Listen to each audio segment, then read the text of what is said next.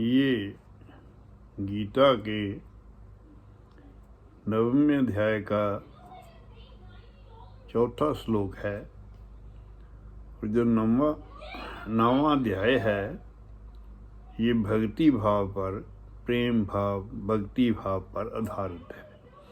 गीता में ये विशेषता है कि कोई ना कोई जब अध्याय शुरू होता है तो उसमें एक चीज़ को अच्छी तरह डिफाइन किया हुआ है, जैसे कर्म योग है, भक्ति है, ज्ञान योग है। वो अलग अलग बड़े सिस्टेमेटिकली तौर पर उनको परोया गया है। तो ये श्लोक है, मया तत्मिदं सर्वं जगद व्यक्ति मूर्तिनाम मूर्तस्थानि सर्वभूतानि च न चाहम ते वश्यस्ते।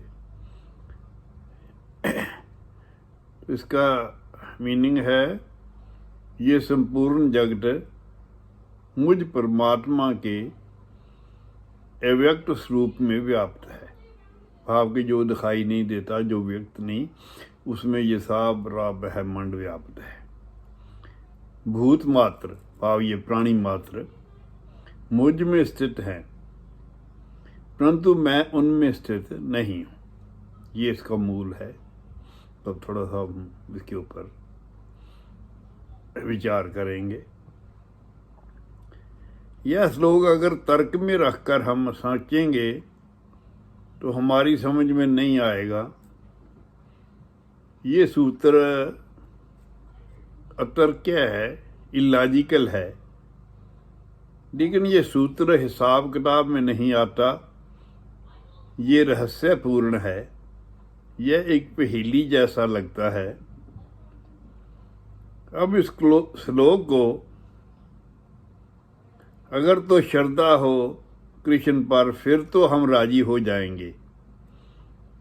श्रद्धा की यही खूबी है कि वह जो गुरु कहता है वो उसके लिए राजी हो जाता है। अर्जुन के पास श्रद्धा है और वह कृष्ण के शब्दों पर भरोसा करता है।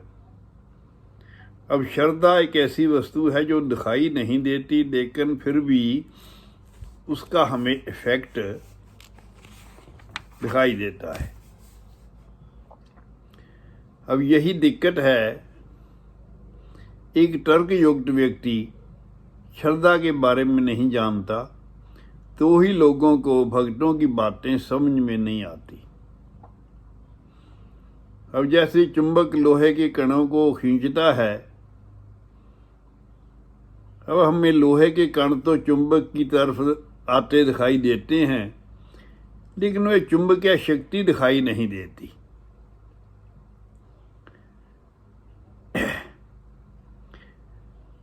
सो इसी तरह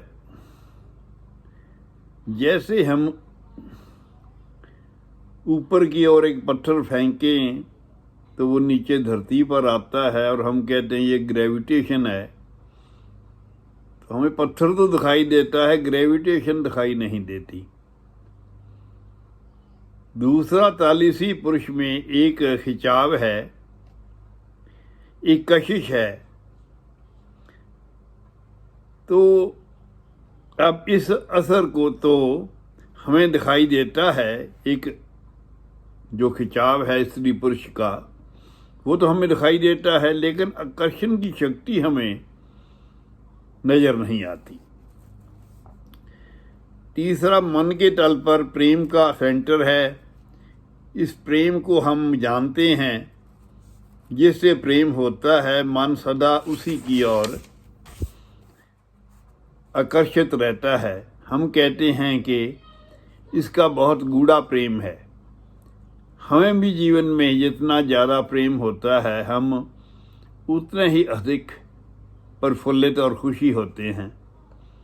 नफरत में हमें कष्ट होता है और प्रेम में हमें आनंदित आह्लादित होते हैं। हम साफ तौर से घर में, मोहल्ले में अगर प्रेम को अनुभव करते हैं, जितने ज़्यादा हम प्रेम पूर्वक होते हैं उसी अनुपात में हमारे ऊपर सुख की वर्षा होती है। हम प्रेम का इफेक्ट देख सकते हैं, पर प्रेम कहीं दिखाई नहीं देता उस शक्ति को। तो चौथा आयाम है श्रद्धा का। श्रद्धा में हम आम आदमी नहीं रह जाते, हमारी भी ऊंचाई गुरु के तरह होनी शुरू हो जाती है। गुरु के गुण, गुरु का प्यार हम में विकसित होने लगता है। अब भक्तों को देखकर लोग चकित हो जाते हैं कि ये कहीं पागल तो नहीं हो रहे।